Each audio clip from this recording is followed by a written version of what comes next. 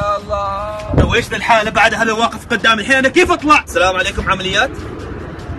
اخي العزيز في سيارة واقفة قدام سيارتي. رقم السيارة ما يرد على الاتصال؟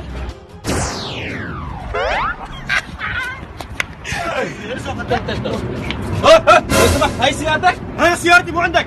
الحين انا فوق ساعة جالس انتظر. يا اخي اقل حاجة يا اخي احترم، اذا ما محصل موقف ما توقف قدام سيارة الناس، يمكن عندي حالة طارئة، يمكن اريد اروح الدوام، يمكن اريد اوصل اهلي.